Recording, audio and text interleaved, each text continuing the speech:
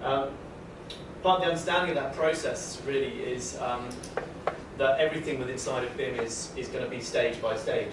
Nobody's going to go from something that's just 2D in CAD, for example, into something that's fully 3D and collaborated with everybody and an entire working process. To understand that a little bit more in the UK and to make it easier to kind of adopt BIM as a process, we have levels. So obviously over here we've got level 0. This is a complicated slide, but ignoring all of this for a minute, the level 0, level 1, level 2, level 3, the idea being level 0, you're going from sort of AutoCAD or CAD to level 3, which is going to be the kind of all-encompassing BIM that we're not at yet. But yeah, I was going to say. Takže BIM, bez využití nasazení BIM, je třeba si uvědomit, to je proces. Že to není jednorázová záležitost, kde jeden den používá firma tradiční 2D postupy a druhý den je plnohodnotný uživatel BIM technologie, včetně propojení na facility management.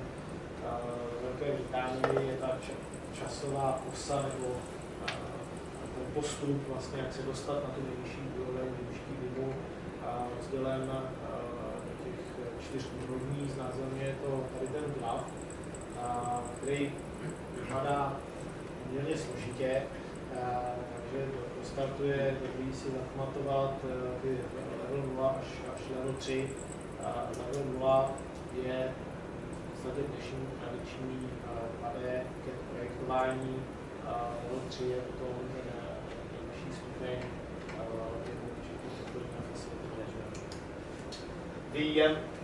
The central government consensus that I spoke about, the idea of that really is to be at level 2 in the UK by 2016. On this slide, that's represented by this red line. The green line here really represents where England, UK is kind of at the moment. So obviously still got some way to go, but we're kind of nearly at this kind of level 2 BIM in England. It's a very kind of level 2 BIM. Everybody's kind of talking about it. The blue line kind of represents where the Czech Republic is at currently. So just to give an idea as to where you guys would kind of sit in this kind of scale of sort of a timeline. Takže britská vláda, jejím cílem je, aby v roce 2016 celý stavební průmysl byl na té červené čáře.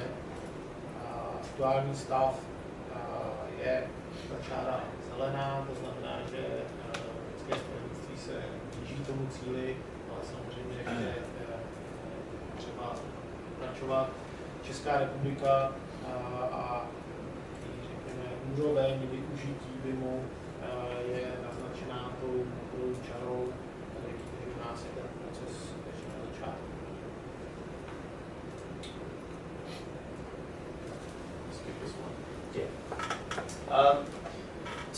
To help really with that kind of process, one thing that's really important that happened in the UK was establishments like the RIBA, which is the Royal Institute of British Architects, have changed the way that projects are now set out in the UK, the stages that people work to. So this is every single architect in England used to work to stages A to L. That has now been changed and adopted into a kind of BIM process. I think the fundamental thing really is that the RIBA has never changed the way it works, ever. And it kind of suggests how important they see the BIM process being a kind of disruptive technology in the UK and obviously taking it very seriously. And for how long did they not change it? About 130 years. Že v Velké Británii existuje obdoba až české architektů, je to Masarykova, Royal Institute of British Architects, která vydává normy a jednou z těch norm je i postup, jak mají probíhat zadávání a investování projektů. Tato norma se nezměnila za posledních 130 let. Až v roce 2013 ta královská organizace přizpůsobila tuto normu postupům BIM, to znamená změnila to tradiční rozdělení jednotlivých kroků, podle kterých se stavební projekty ve Velké Británii posledních 130 let, tak, aby odpovídaly principům BIMu a způsobu práce touto metodou. The idea, sorry, just go back. The idea of the change, this new scale that we've got of 1 to 7 now, is really to allow for a series of drop points. Data drops is what we tend to refer to them as. The idea being that as a project progresses, design to construction, the project would drop off at various stages and information would be released as part of the construction documentation. So whether that was 2D drawings or whether that was part of the actual physical model, you would have these series of drop points running through. Just go to the end. And I will translate. Yeah. Instant. The stages across the top here, so the 1 to 7, it's the same 1 to 7, and then this is the drop points that you've got along here. So this is the kind of process that we're now sort of working with in the UK. Důvod té změně byl ten, že v průběhu stavebního projektu je potřeba vydávat data, vydávat informace a možnosti vydání těch informací samozřejmě v tom postupu BIM jsou jiné než při tradičním 2D modelování. Proto vlastně došlo k této změně a to byla vydaná nová norma, aby odpovídala postupu práce, aby odpovídala tomu, jak ty informace jsou tvořeny a je možné je vydávat v rámci tohoto postupu.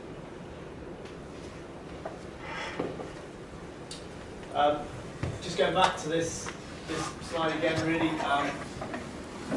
to enable this levels system to kind of roll out and to happen.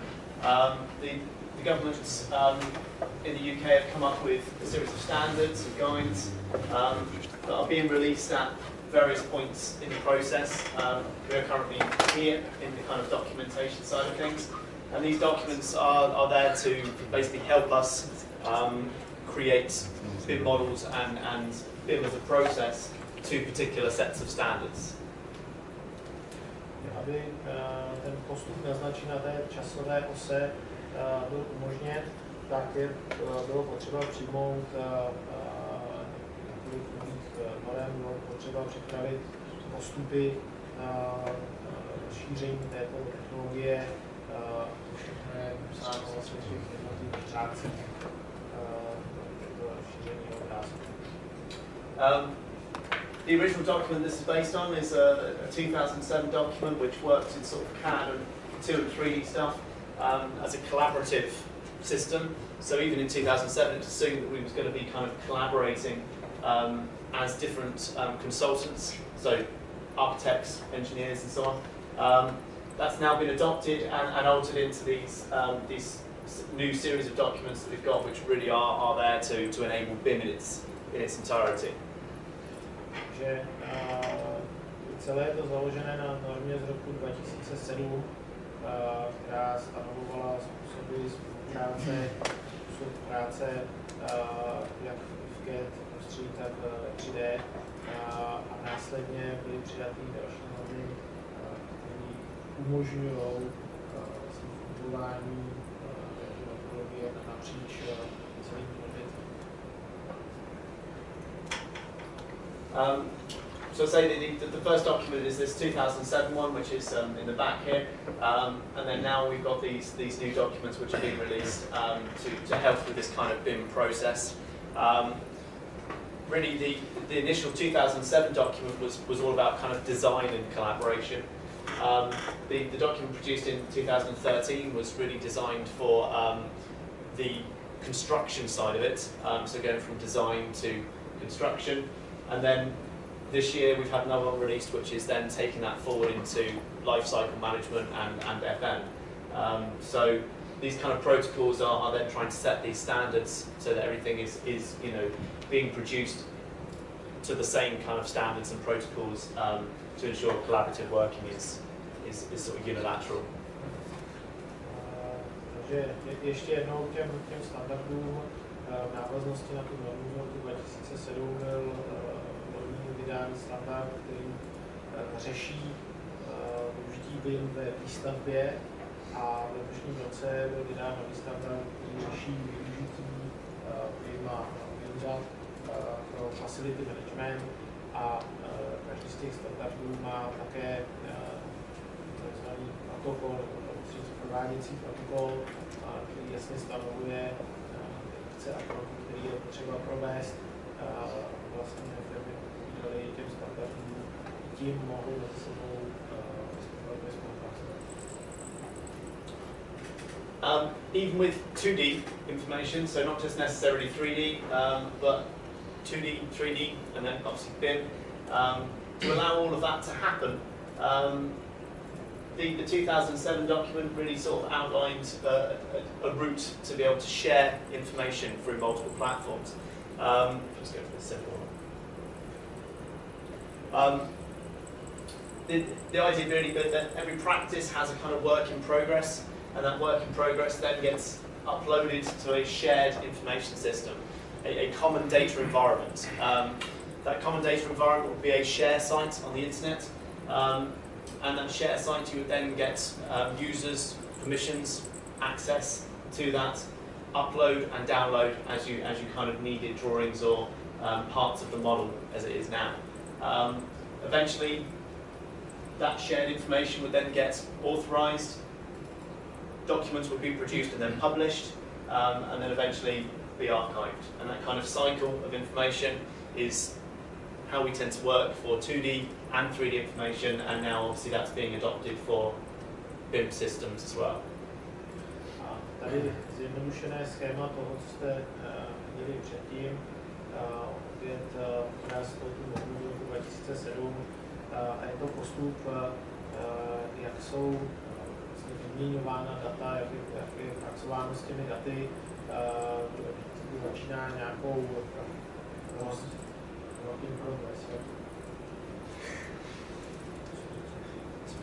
rozpracovaným projektem nebo prací, která musí být schválená, následně jsou ty informace sdíleny, jsou zřízeny k vydání, jsou publikovány do archivu, a tady ten koloběh dat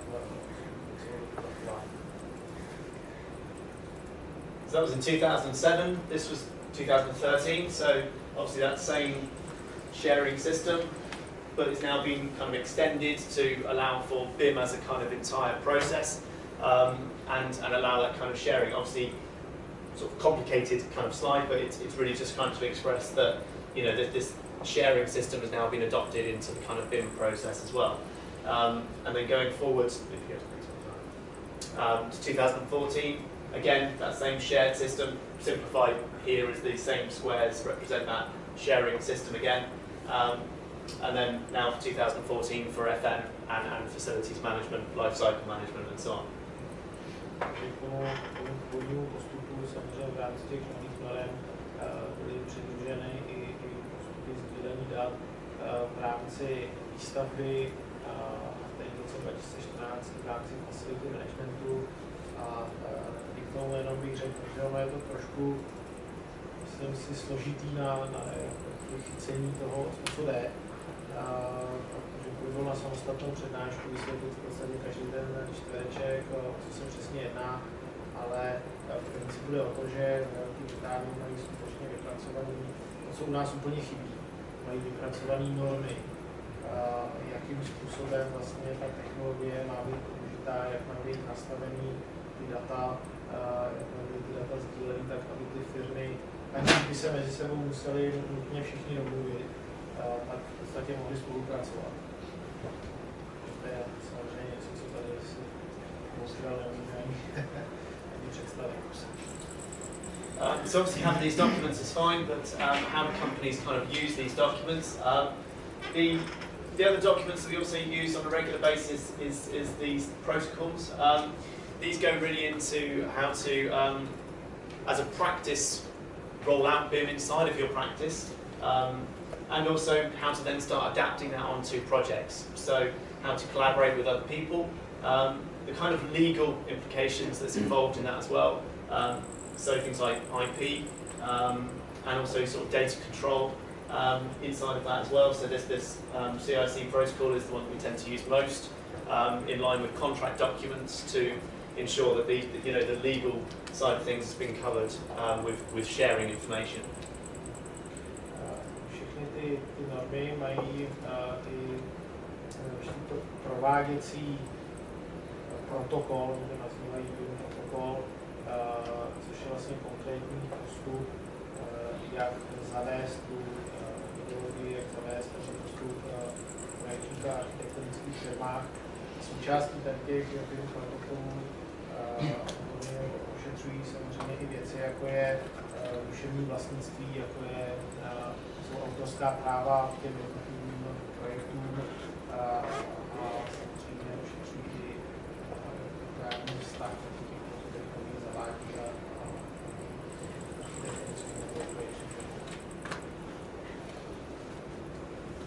Last main bit about documents, sorry. The last thing that we use documents for as well is assessments. So the reason for assessments really is that as a collaborative process, you'll be working with other consultants, and the assessments really are there to help you understand where, as consultants, they are at with BIM as a process as well. So you can understand each other as a communication tool, and really just enable collaborative working a lot easier, because obviously you need to understand where people sit so that it makes information exchange a lot simpler. Posledním dokumentem, který se podíváme, tak je ohodnocení nebo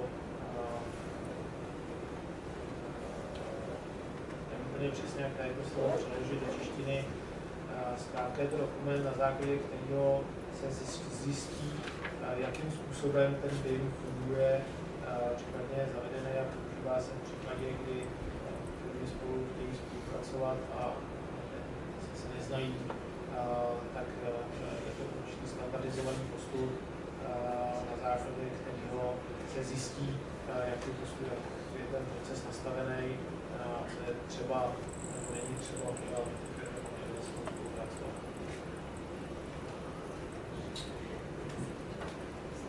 And lastly, the other thing as well is data organisation. Obviously, with BIM models, you're putting a lot of information into a model. As I was saying earlier, it's not just about the geometry. It's also about things like parameters and attributes and tags. In the UK, we're kind of somewhere here. It's very hard to organise data once you start making very complex models. This slide is really just trying to graphically represent that eventually we want to be obviously organised properly, but it's a process. So obviously it's going to take time to kind of get to that kind of level. But obviously things like reporting, schedules, quantities, all of those sorts of things are helping to kind of filter out that kind of data information.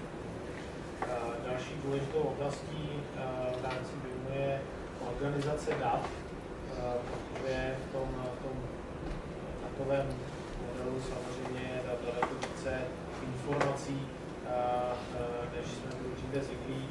Tady je takový grafický znázornění úrovně organizace těch dat. Anglie je taková ta druhá hromádka rozstříděná podle barev, kde samozřejmě to je proces, kde se doladuje, kde se zjišťuje, jak to data organizovat, a cílem je, aby ty data byly zorganizovány tak, jak na tom posledním obrázku, hlavně o to, aby se snadno z toho modelu dělat reporty, dali dělat důkazy, aby se snadno dalo naceňovat, aby zkrátka ten výstup z těch dat byl co nejsnáze použitelný. In manufacturing, obviously that they've been doing 3D modeling, digital prototyping for a lot longer than we've been doing it in construction and building.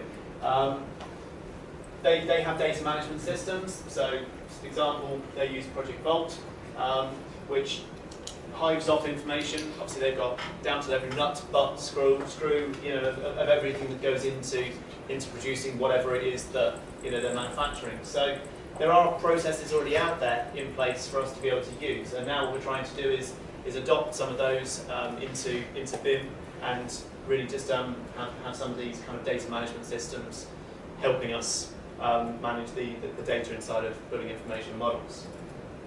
Že ve strojírenství v podstatě tento postup je používaný už delší dobu, digital prototyping a 3D modelování jsou věci, které už několik let v strojírenství jsou používány, a aby ta organizace dat byla zajištěná, tak jsou používány data management systémy, například Vault, a v těchto nástrojích v podstatě ty strojářské firmy jsou schopny ten úrovek rozložit do šroubu, do matičky a zjistit si o tom jednotlivém prvku jakoukoliv informaci, včetně samozřejmě propojení na nějaké ERP systémy a možnost řízení skladů a tak, ale to samozřejmě zatím ve stavebnictví a využití tady toho není až tak daleko, že v současné ty postupy jsou známý a v současné době se probíhá proces nasazení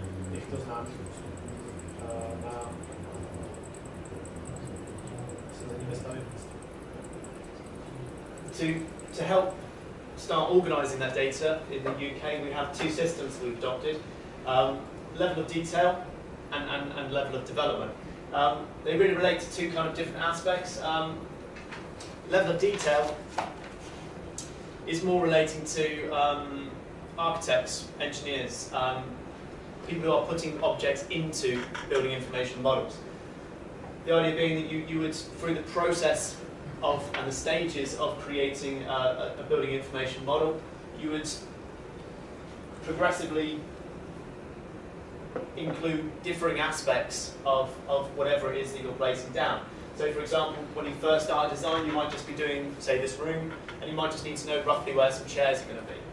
And then obviously as you go through, you start needing to understand how they're going to look a bit more, and also the information that is contained within them as well. And then eventually, when it's ready to be constructed, you're then going to need to know obviously everything about that actual particular object. Takže postup, jedním ze dvou postupů, které jsou v Anglii používány pro organizaci dat, tak je takový level of detail, že v různých fázích projektu je samozřejmě potřeba